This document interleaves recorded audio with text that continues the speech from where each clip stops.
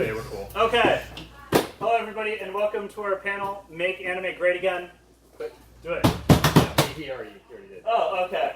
A retrospective on trends in anime quality. I'm Max. I'm Clayton. And I'm Andrew. And together we are going to tell you about how anime was great and now it's shit and we want to make it great again. We're the foundation for the preservation of Gen 1 Pokemon. You can Follow us on Twitter. We're not going to start the panel until at least one of you does. Oh shit! No panel! Okay, just pinky swear you'll follow our Twitter. We're desperate. I just want attention. Top 50, not PK, man. Yeah. Wait, you were mad, aren't you? Oh, I remember you. We were so upset you stopped going to our shit. I stopped seeing cons with you. Yeah, you suck. Okay. I remember you now. Okay, so in order to... What? In order to diagnose what's wrong with anime. Yeah, okay, so in order to diagnose what's wrong with anime, we have to go back to the beginning. And like all things, the beginning is, of course, America. Anime comes from America. Now, I know what you're saying, but Max, Astro Boy was the first anime. No, you're fucking wrong. Do it. So, Astro Boy's creator, Osamu Tezuka, widely attributes his creative process to the creation of that anime to Carl Barks, the creator of the Scrooge McDuck comics. This is one of the signed love letters he wrote to Carl Barks. There's several more anonymous ones that are a lot more illicit that we couldn't get a hold of because they're kept in someone's collection. He also sent him annual signed Christmas cards until the day they both died, which is sad. He still sends them. They're automated. So, now I know what you're probably saying, but Scrooge McDuck was a comic book, so it's the first manga. And Astro Boy is the first anime because it's, you know, a serialized animated series. Sure, whatever, except it's not the first serialized animated series. That is Crusader Rabbit. Crusader Rabbit is a 1940s cartoon about a rabbit who goes on crusades. It is widely influenced by, of course, you know, the Crusades. Little known fact about the Crusades, the first emperor of Byzantium was Scrooge McDuck. Therefore, Scrooge McDuck invented the Eastern Roman Empire, Crusades, Crusader Rabbit, and anime. So in fact, Astro Boy, instead of just being a retread in another holy war in the name of Scrooge McDuck, is trying a different approach to celebrating his greatness, which is animated cartoons. And this is so prevalent and so well known in Japan that almost every anime pays homage to Scrooge McDuck. Have you ever wondered why Super Saiyan hair is gold for some reason? It is, of course, to demonstrate Scrooge McDuck's vast wealth. So look at the decline of anime. We're going to look at where it really started coming to the West. Where, as we just mentioned, Astro Boy. So Back in the unfortunately- 60s. Yeah, this is back in the 60s. So they weren't original, so Astro Boy, of course, copied pretty much everything from things like Disney's Rocketeer, Mega Man, and just all those kind of things. And this was the first like popular anime, so more than 10 people actually saw it. So it lacked so much inspiration that they just had to rip off of Disney. Like our next show, Gigantor. You might think giant robots, didn't they do it first? No. The Iron Giant did it much sooner. And then the next anime we have is Kimba the White Lion. You might say, but isn't this a ripoff too? Yes, but they actually put effort in this one. They recolored the animals. Exactly the same. And then my personal favorite is Speedo Racist. I mean, Speed Racer. Wait, what? Speedo racist. You didn't watch this as a kid on Boomerang? Let's try. Next slide. Next slide. Yeah. So yeah, Speed Racer. I mean, have you watched the show? Anyways, so this kind of rounded out the 60s by coming to the U.S. in 1967. And it's still well known even today, based on your laughter. So, But it was actually based on... yeah, it was based on Disney's Magical Racing because Vin Diesel just wouldn't let them have the rights to Fast and Furious. So we all remember this from the dubs, where people just talked uncomfortably fast. Now, this is these anime were, of course, all influential in the 60s era, but they weren't as influential as Scooby-Doo. because Scooby-Doo was actually the creative inspiration for another more popular anime that came by later during the 90s, got me into anime, probably got most of you into anime. I'm of course talking about Dragonball Z, here represented by GT, the greatest of the Dragon Ball series, objectively. And the No one's creative... trying to fight you. I'm pretty... I know, they're just accepting my word as fact. It all tracks. We got a bunch of ditto heads. Yeah.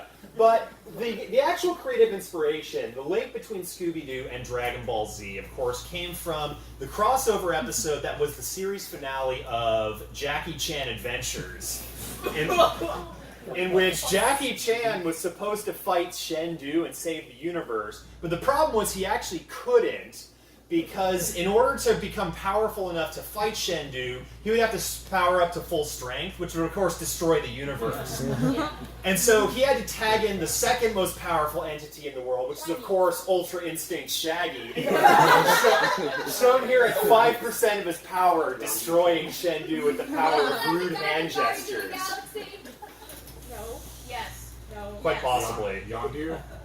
No. No. That's No, it's Matthew Lillard. From SLC Punk.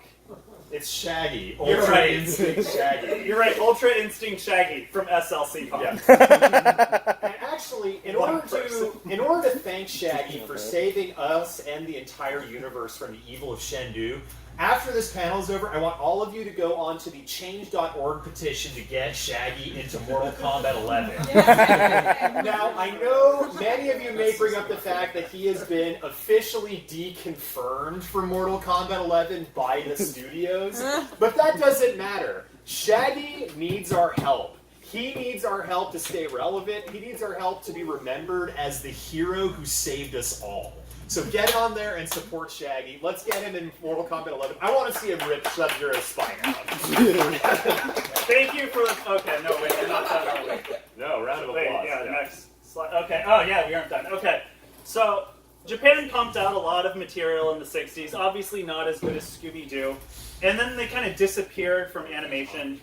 We think it might have to do with the radioactive powers they got kind of wearing off. But during this time, of course, America had just perfected animation. You thought Scooby-Doo was good. You haven't seen Super Friends. They have perfected the human form. The colors really pop. The fashion choices are relevant to this day. That crisp 4K, too. That is just... And then this is what fucking Japan's been making. Look at that. It's just stick figures and color splotches. I can't tell where one person begins and the other ends. They don't know how to do anything, even draw people. So after that, though, we got into the 80s, and America, I wouldn't say we were getting lazy, but I would say that we definitely weren't as good at drawing robots anymore. Because, you know, we already perfected it with Iron Giant, and it had been a while. So we did Gen 1 Transformers again. This is still high-quality art, much better than anything made today. But definitely a step down. This is in comparison to what Japan had been doing at the time. I can tell that's a person, so we've been really making progress. After that, though, America kind of looked at that and went, well, Japan's doing this really grotesque shit. What if we do even more grotesque shit? So we got, of course, Street Sharks. We get this weird, artsy, avant-garde phase. And really... Well, they fight and they bite. They fight and they bite. And they ride skateboards, and if the skateboard ever stops, do they die? I'm not sure. Their show got canceled before I could find out. So the answer is clearly yes. Myth busted. This is in comparison to what Japan had been making, which was Ghost in the Shell. It's like they learned how to draw all over again. And you know, as Americans, we should have seen this coming, especially after the 1988 Christmas comedy classic, Grave of the Fire, which was so hilarious that not only did it end the Cold War, but relations between America and Russia have never been bad since. In 98. And you know, since the end of the Cold War, this presented a dilemma for America, because having conquered the ideological space, they needed to move on to conquering the cultural space. And since anime is technically a subset of culture, They, of course, Loosely. very loosely, they needed to conquer the anime space, which means they needed to start translating anime into English. So to that end, the CIA founded Funimation with the goal of taking all of the anime in the world that was already in Japanese and translating it into a language people can understand, as I mentioned before, English. Because let's be real, if you take a look at a map of all of the Indo-European languages, or at least the major language families, you can see pretty clearly that English is right there, circled in red, as an Indo-European language. I'm You know literally it. sitting right here. And I You, can't- you love it, can confirm, and speaking English right now, it's great. Versus, even if, try as you may, you will never see Japanese on this list. And that's because Japanese isn't an Indo-European language. And if you look at a world map here, all of the countries that primarily speak an Indo-European language are in green, all other countries are in blue. Since there are no blue countries, we can therefore conclude that nobody speaks Japanese. Which means there's no reason to ever put anime in Japanese, which means it's really, go back. Which means it's really which means Funimation is really doing a great job of extending U.S. cultural imperialism the American way and making sure that the world can understand and appreciate anime. It's like releasing a show in Klingon, except there are a couple people who know Klingon. But Funimation then got too big, so they worried about getting broken up by the government. So they spun off all the other dubbing companies, like everyone's favorite 4Kids. So all of them are owned by Funimation. So I'm just going to refer to them as Funimation. But when they were dubbing all these shows, they had to make them acceptable for wider audiences like us Americans. To this extent, they replaced rice balls with jelly donuts. Ooh, that's a close one. How dare they almost mention rice in my country? Because what? Rice is a food someone eats? No. It's not. It's what kids get on Christmas when they're bad. I How they just fix their electronics. I just discovered that rice was edible 2 weeks ago. Not even kidding. You got arsenic in it. I know, right? It's terrible. Pretty amazing. Step 2 on the censor bandwagon was to replace hell with references to other imaginary worlds. Because your mom won't slap you when you tell your siblings to go to the Shadow Realm. And then this next one, is just terrible. But they replaced cigarettes with lollipops. Yeah. Come on, Yeah. cigarettes are cool. Lollipops are just the candy your barber gives you to make sure your dentist does work. It's like cigarettes are cool. Your uncle's got that. He's cool because of the cigarettes. Obviously, everyone did them in the old days. They Yeah, must be cool. being a great moral example for the children. That's Yeah. us. Pack of cigarettes. So, and then this last example is just horrible. When the re-release of E.T. came out, they edited out all of the guns and replaced them with radios. Come on, this is America. You can't take our guns. Now, once they did all of that, there was really only one thing left to do, which was find a good mascot to market anime to America. So they decided to take a page out of Nintendo's book and bring a robot. So we got Tom, Rob 2.0, and they used him in his spaceship to fly sweet 90s anime goodness straight into our hearts. And then 90s anime not only formed the childhood of all 90s kids, but retroactively formed the childhood of literally everyone alive. So now we're going to go over some of the greatest 90s classics and how they changed history in ways that you hadn't thought of yet. So one of the greatest examples of this is Cowboy Bebop. Fantastic animation, yeah. super realistic. When the American government saw this, they were like, whoa, look at this animation. This is so realistic. We can use these techniques to fake the moon landing to make the Russians look bad. I mean, come on, look at this next image. Can you tell me which one is real or which one even came first? Trick question. Neither of them is real because the space shuttle is a lie invented by the North Koreans to make our space program look bad. Now, that's nice. You didn't mention flat Earth, which, I mean, we should do because, of course, the Beyblade is shaped like the Earth. That's why we can't go to space. There's just nothing out there. So, Beyblades have done a lot to shape history, so I'm gonna have to tell you a story. You're Moses, and your people are trying to escape Egypt. Sure. And what has happened is Pharaoh's after you. His troops are coming, and you're surrounded and you don't know what to do. In front of you is the Red Sea. And then you rip your Beyblade, and bam! You're fucking crossing that shit! Beyblade is the inspiration for Judaism, Christianity, Islam, Hinduism, Scientology, every world religion.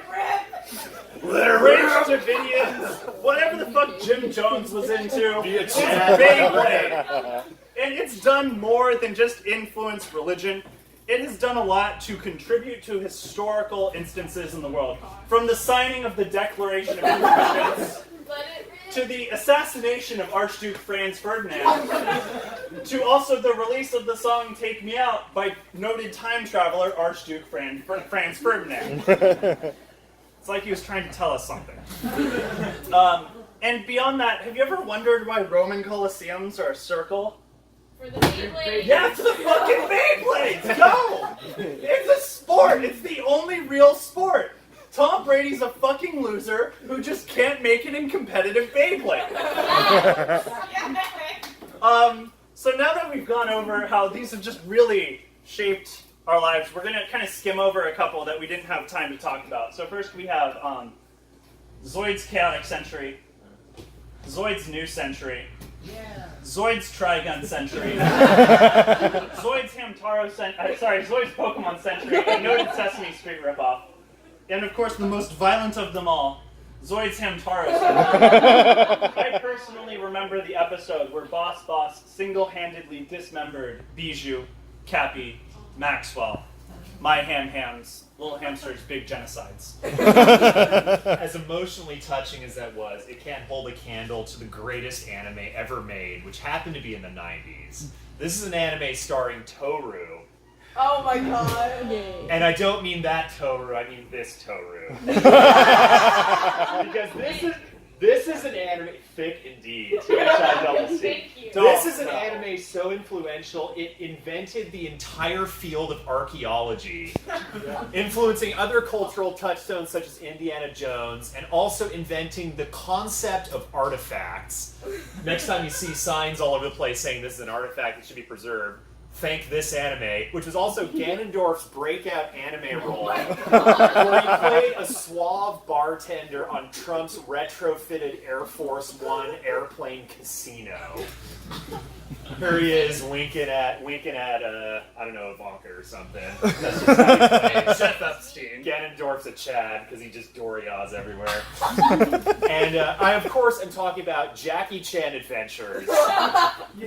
The greatest piece of art ever devised by humans. So great, in fact, that I am here to announce that we are officially partnering with Crunchyroll to revive Jackie Chan Adventures, and we are crowdfunding this. Now, the amount of money that we're asking for may seem like a lot. $100 million for the trailer of the pilot episode. But let me explain. You can't replicate art like this on a budget. We have to make sure this meets or exceeds the incredibly high standard by the original. And because of that, we want to make sure that we can hire Tom Hanks to hand draw the entire thing in crayon on the back of wet napkins. Because that is the only way we can achieve this level of art. So we're going to have to ask you, in addition to signing up for Twitter, please respond, please contribute to our GoFundMe. We'll send you the link just as soon as Crunchyroll stop sending us cease and desist letters for insisting they're partnering with us. Okay, so we've gone over 90s anime. Now we're going to talk about modern anime. You know, that fucking trash. It's almost that well animated. So basically what it comes down to is most modern anime is just a blatant... What are you doing? Alex, I thought you were cool. Most modern anime is just a blatant ripoff of its 90s predecessors, and we're going to go through and explain that to you. First off, we have Neon Genesis Evangelion. Shown here we have... You're way too young to know what this is. Stop pretending. here we have the Netflix reboot of this classic anime, which is clearly just the original without the Netflix logo. Just utterly uncreative. It's an insult to true art, and it makes me sad every time I look at it. Next, we have Sword Art Online. Sword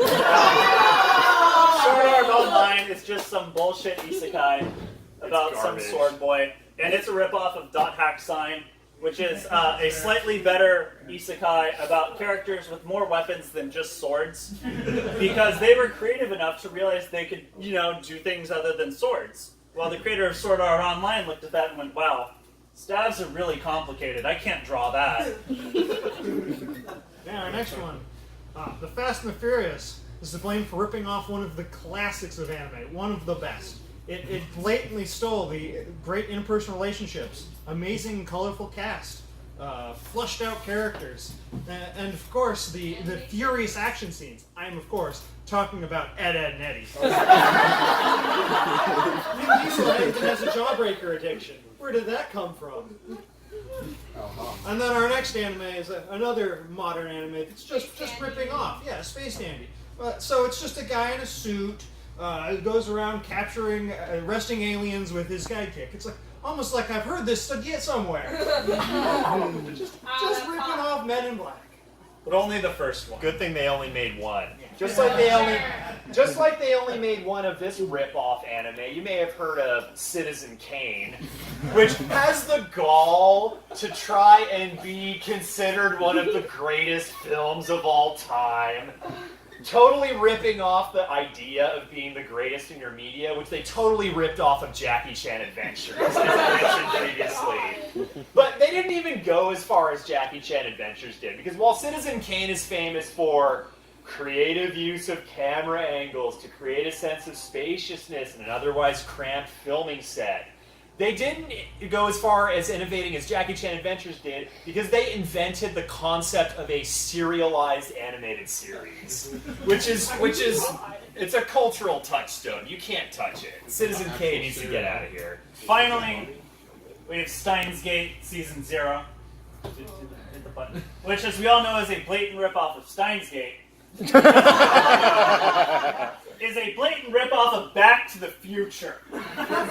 Bananas, uranium, they're both green. CRT TVs, fucking DeLoreans, they have windows. And they're tubes. They're the same fucking thing. Like, Kyohim Kyoma and Doc Brown, they're fucking anagrams of each other. Wake up, sheeple!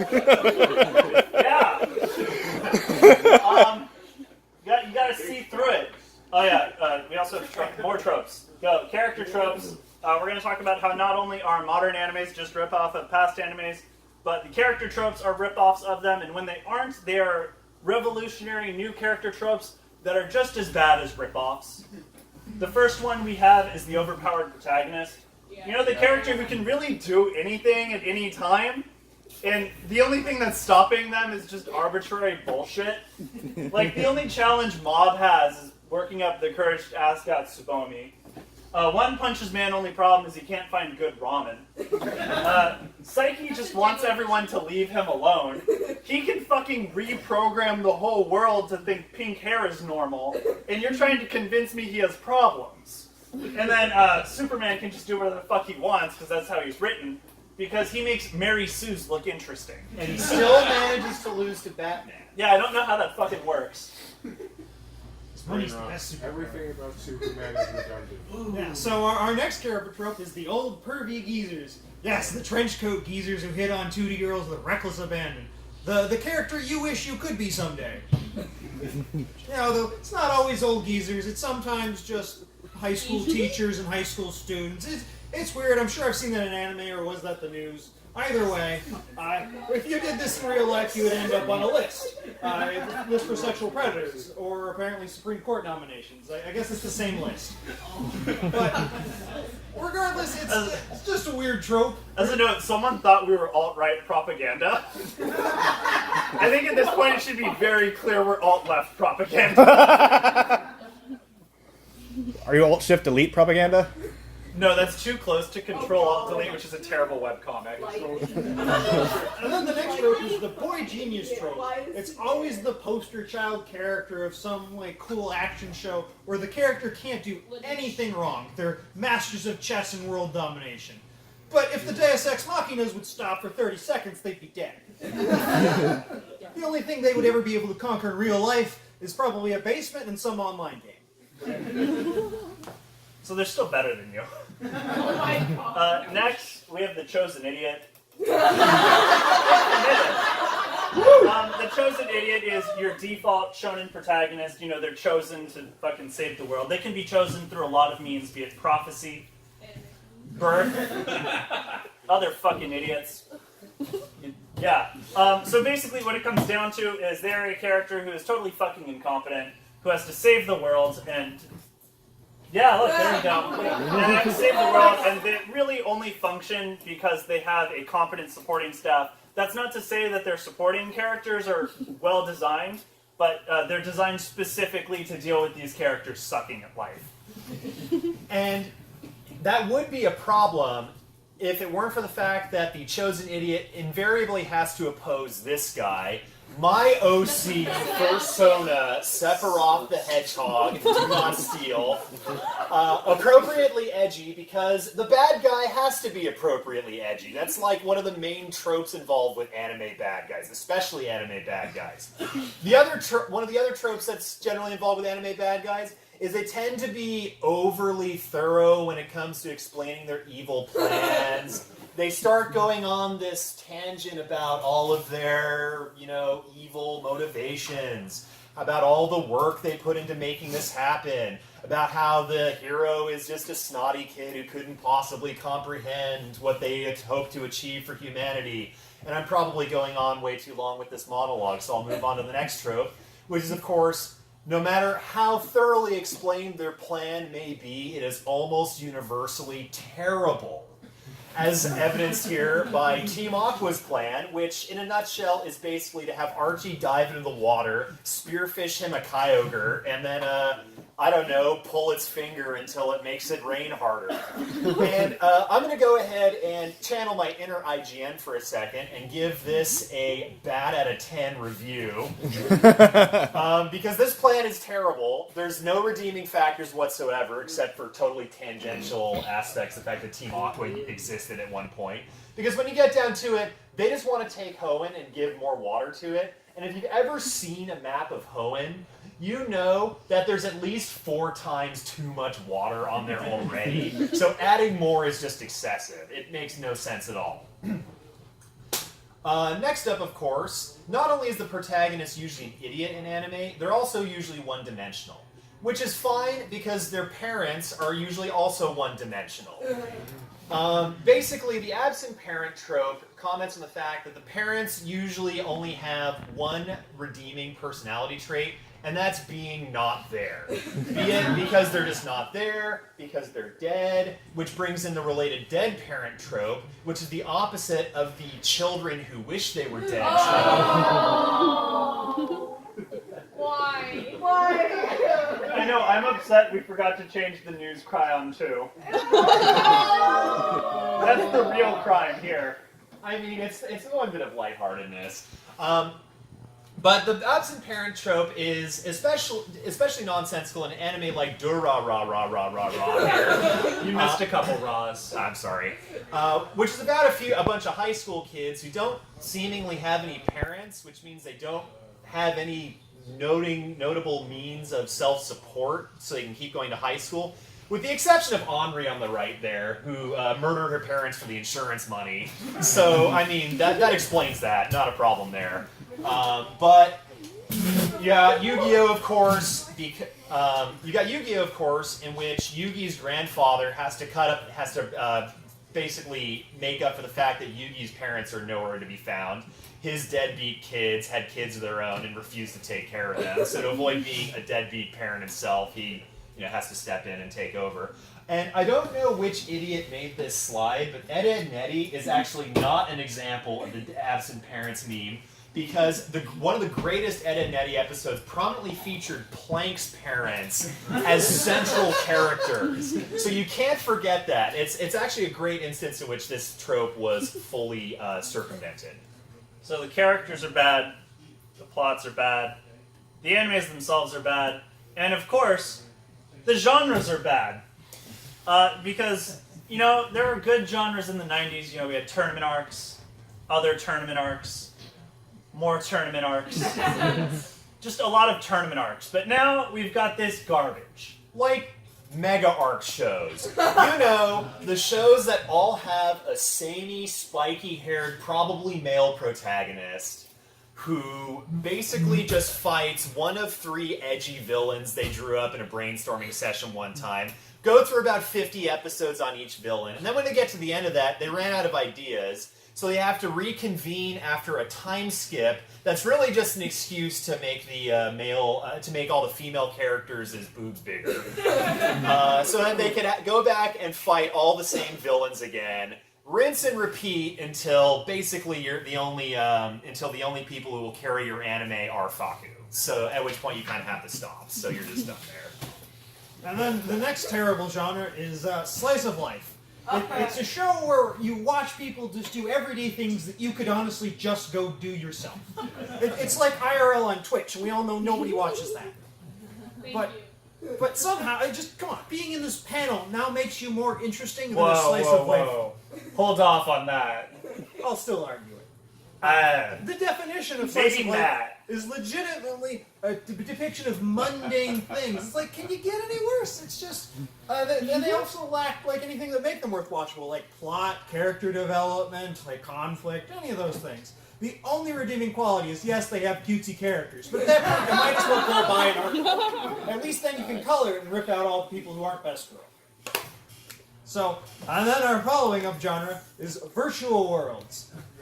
Oh, but they're so cool. Well, why couldn't they just acknowledge that they were cool without saying, oh, our world's fake, it doesn't exist even in our fake world? By the way, I just want to take this opportunity to remind you to follow us on Twitter. Middle of the panel, Please. At least watching stuff on Twitch is more interesting than actually this genre. And they all have the same character designs. There are always some loner otaku who gets sucked into some fantasy world and then has redeeming qualities that he's actually good at something, and then can get laid all the time. Come on. Even the author can't even claim that. Yeah. And then they have this thing where they name everyone Kirito. Where you got Kirito from Sword Art, Kirito from Ragnarok, Kirito from Goblin Slayer, and Kirito from that time I was reincarnated as a Kirito. I mean, you gotta hawk the merchandise somehow. But not as hard as the next crap genre of anime, which is, of course, product placement anime. Which, as the name implies, is literally just there so that after you spend your time watching the anime, you can get your parents to spend their money to buy you merchandise. Like Yu-Gi-Oh!, one of the greatest offenders, which is literally an anime about children playing a children's card game for the children watching it to annoy their parents into buying the children's card game. I don't know. Gotta catch them all! They also threw out Dungeon Dice Monsters that one time. That was cool for like a week in high school. I don't know. I don't know if it was ever really cool. I was just a nerd in high school. No, it wasn't ever cool. Okay, thanks. There's also, of course, Pokemon as a repeat offender in this case. They always have to introduce the cute little animal characters for you to buy plushies of. They gotta have all the different Pokeballs for you to buy plushies of. They gotta have all the different video games for you to buy plushies of, including all the external batteries to buy plushies of, including the recent 2 seasons of the Pokemon series, Pokemon the series Sun and Moon, and Pokemon the series Sun and Moon Ultra Adventures, which take place in the same location, feature all the same characters. There shouldn't really be a huge reason to rebrand them that much, except for the fact that, well, they came out with a new video game to make plushies of, so you gotta buy those. What's up with his pants? Thank you. Why is that a thing? Well, they know that anyone who's going to go cosplay now has to buy those exact pants. Oh, we figured it out. It's product placement for the pants. Nobody owns those. Pokemon brand pants. We found it out. Yeah, okay. Where am I at? Okay, cool. So next we're on to harems. Harem anime is, of course, the least realistic anime genre that exists. This is a traditional harem anime. You have one guy and a lot of girls who presumably want to fuck him. That is, of course, an unrealistic harem. This is a realistic harem. Where, I don't know, maybe you're dating a girl, and then some of your friends are into her, and some of her friends are into her, and then they all start like competing for her affection, even though she's in a relationship with you, and try to turn her against you, and succeed because you try to have a conversation with her about it, and she refuses to believe they're into her. So she breaks up with you, realizes what's going on, says she wants to get back, but instead strings you along for 4 months, the whole time making you do things you're deeply uncomfortable with, only to cheat on you with one of the regulars at the trivia you host, and then keeps going to your trivia until you move to Denver for 8 months to get away from the whole thing. That's the plot of Oren Host Club, right? It's okay, she's gone now. No, she hosts at my old venue. So enough about that. Conspiracy theories. You know, the real story. The stuff the government doesn't want you to know about why anime is really bad nowadays. Because, you know, they tried to make anime good by translating it all into English, but when that failed, they kind of just gave up. So they're trying to, like, shovel it under the rug now. Here's the real reason anime's bad. Y2K. Because we all know Japan is like 70% androids. When Y2K hit, like, they all shut down. All the governments panicked. They tried to train their new animators, but it didn't work. So only a couple managed to survive. So, and in fact, the entire economy is based on it. One of them died in 2008. Look what happened. But since it's just downhill from there, it's just we'll never get new animators that are quite the androids they were. It's just all down here. It's only virtual worlds to go now. Guy. He has no idea what he's talking Okay, about. so as we can all agree, He's wrong. music was perfected in 1969 with the band Rolling Stones. Back then, there was only one genre of music, and it was classic rock. And after that, anybody else who wanted to make music for some fucking reason, because why do that? It's perfect, had to invent a new niche to try to get in on the market. So then you get this shit. You got like pop, punk hip hop, screamo. I don't even know what the hell this is. But now music is garbage because there's so much shit. This is in direct comparison to anime these days. You have Baishonen, Sentai, Ecchi, fucking so much shit. Look at all that. I don't know what this is. I miss the good old days when it was just tournament arcs, which were perfected in the 90s by Jackie Chan Adventures. Why are you trying to make anime still? We already mastered it. The one thing I agreed on in that entire unhinged rant was that Jackie Chan Adventures was perfect. Wait, how do you feel about Rolling Stones? You know what I really feel?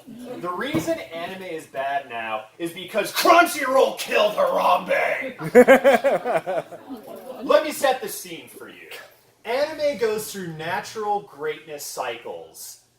There's none of this, you know, greatness change. That's all a plot by Big Geothermal to get you to think that we can't drill it out of the ground to, like, prop up the economy. No, it goes through greatness cycles of peaks and troughs. The last greatness peak was in the late 90s when Jackie Chan Adventures came out and perfected the genre. Then it started going downhill from there, unavoidably, until we're stuck in the trough that we're currently in, where all the anime is bad. This was supposed to end when Harambe found a Dragon Ball GT box set in his enclosure, binged the entire thing on a Saturday, ascended to godhood and became the Golden Uzuru, and ushered in a new age of anime greatness. But then those bastards at Crunchyroll stepped in. They realized that if anime became good again, they'd have to put actual effort into making good anime. So they hired an assassin, the kid was a plant, and boom, boom, wham, bam, thank you, ma'am. Harambe's dead, anime's gonna be bad forever, and it's all Miles' fault. So go on @RealKilometers' Twitter, he runs their social media feed, and tweet some dang Harambe for justice. George Soros. Okay. Next slide. We're not going to talk about that, right? So now we're gonna need to talk about how we're gonna fix anime, and the answer is we can't. In part because I lost the receipt. That's my I bad. told you. You shouldn't have trusted me with it. Clearly not. And it's a 90-day return policy anyway, and they've been pumping that shit out since the Roman Empire. So, like, where are we in anime? Like, so if we were in like the accretion disc, maybe we'd be fine. But we're smack dab in the fucking singularity. So basically, what I'm saying is anime's never going to be good again. But what we can do is, as a community, become worthy of the anime we have. Well, worthy of the anime we had. We're not worthy of the anime we have currently. We're shittier than 2010's anime somehow as Because right now we're this. Why are we this? And this is just irredeemable. But it's not quite as irredeemable as the worst fandom of all time. Because the worst fandom of all time, of course, indoctrinated millions of young people with a ridiculous ideology with no redeeming qualities whatsoever. Made its author incredibly wealthy and famous for no reason whatsoever. Still has fans to this day for reasons I can't comprehend, and has fans who dress up as ghosts and identify as grand wizards. I'm, of course, talking about the Harry Potter fan.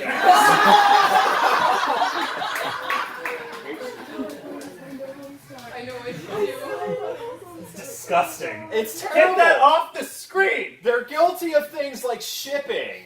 Thank you! No! Guilty of things like shipping, which is when two countries have goods they might want to exchange. So Not that shipping. The shipping we're talking about is when people imagine